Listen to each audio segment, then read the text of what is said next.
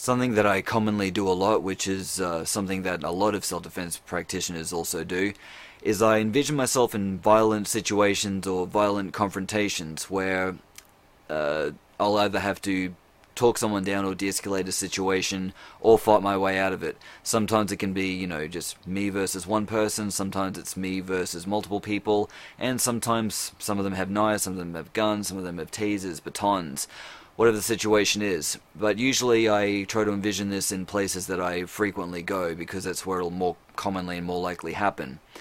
However, I do something a little bit differently to what a lot of other people tend to do. And that is when I'm envisioning myself in the situation, what a lot of other people do, at least from what they've told me, is that even though they can't quite imagine like an exact face, they kind of have a general idea of what their attacker looks like, at least in their little visions. And that's the stereotypical kind of badass sort of guy, like a missing tooth, or the kind of guy that looks intimidating, maybe a beard, maybe he's got tattoos over his face or something like that.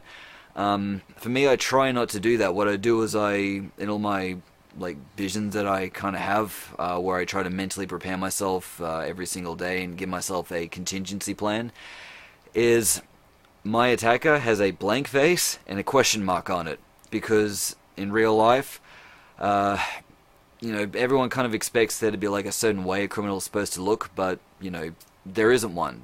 Criminals look like anything. They could look like me, they could look like you, they could look like your grandma, your father, your sister, your brother, whatever. With that being said, unless the person's an islander where it's part of their culture where they need to tattoo their face, if you know someone that's got some, questionable tattoos on their face, there's a pretty good chance that they are a criminal, especially if they have that fucking cliche teardrop tattoo under their eye, or at very least they were a former criminal. But my point is that try not to get this idea as to what your attacker will look like. The other issue with this is that, now keep in mind I'm not a scientist, so I'm not going to be using all these flashy scientific terms, despite the fact that a little bit of science is involved with the next part that I'm going to say. But essentially, when people sort of look at other people, those that they find, attractive or at least easy in the eyes, or someone that looks trustworthy, they tend to be a bit more, what's the word I'm looking for here? Reluctant to hurt the other person, whereas someone who actually seems like they could be some hardcore drug dealing, murdering criminal, at least if that's the way that you as an individual view someone just by their image, they seem to be far more inclined and okay with hurting the person to defend themselves. But again, this is like a weird neuro association thing, and again, I'm also not saying that this is everyone, but the vast majority of people tend to think like this. And to an extent, it's kind of blame movies a little bit, because especially Hollywood movies, they've always this stereotype as to, how a criminal is always presented. And then, people watch all this stuff, and because it's so heavily ingrained in our subconscious that we just think, oh, well, this person over here that looks like a good Samaritan, wouldn't be the kind of person that would just randomly walk over to me and mug me now, whereas this person over there that looks like a, hardcore crackhead or troublemaker or whatever, would be the kind of person, so I'm going to keep my eye on that person more. Well, for me, I'm going to keep my eye on every single person. If I'm at a bus stop and there's 5 people there, I'll try and be mindful of all of them, okay? Not just the one that looks most likely like he's a criminal. But that being said, if there's a guy there that's, being a bit loud in an angry and aggressive manner, I'll probably have my attention focused on him a little bit more than the people that are being quiet and minding their own business. But my point is that I try to not, have this idea in my mind as to what the attacker of mine will look like. And 2, when I see people in real life, I don't give them this label as to, this person that looks sus, they're definitely going to be the criminal. This person that's like a 70-year-old grandmother, yeah, this is the person that's not going to try and, hurt me at all.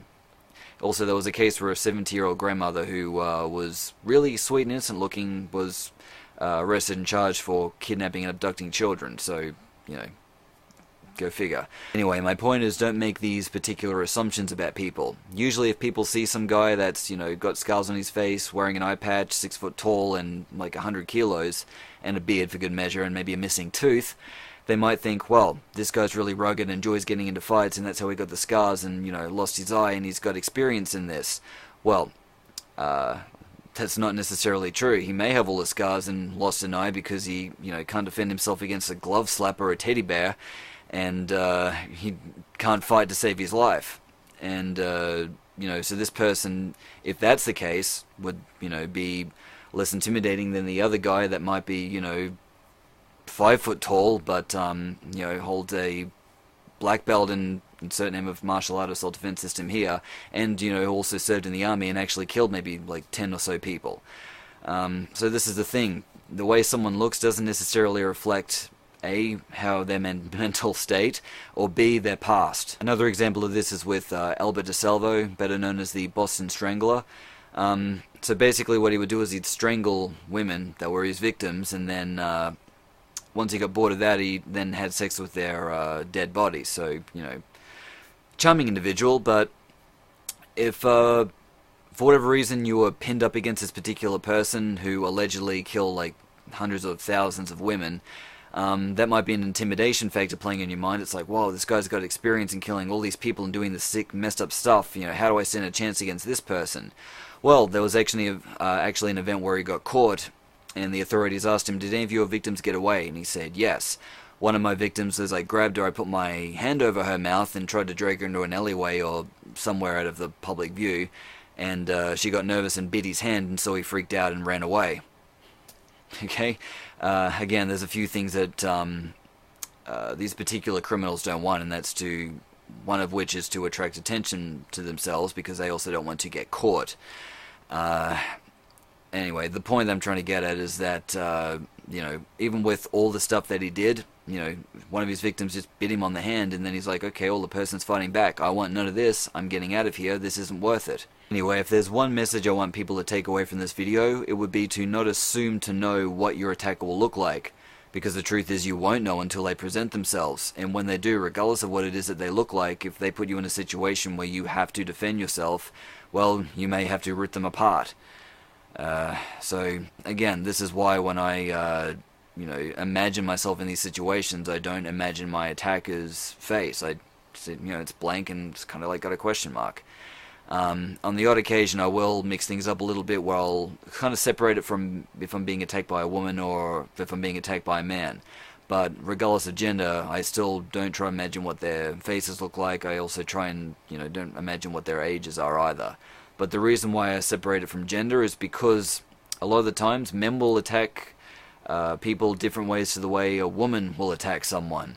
While there are some things that will, overlap, there are some unique differences. But again, that's not what this video is about. This is just about me trying to explain why it's important to not really imagine what your attacker looks like. Because if you only imagine the person having a face that you only associate with criminal activities, well then, when you're walking around in real life, if that's on your subconscious, you'll tend to look at the people that fit into this little category and then ignore the other people that you think look like good Samaritans when they actually could be the sinister pricks. Anyway, stay safe, guys.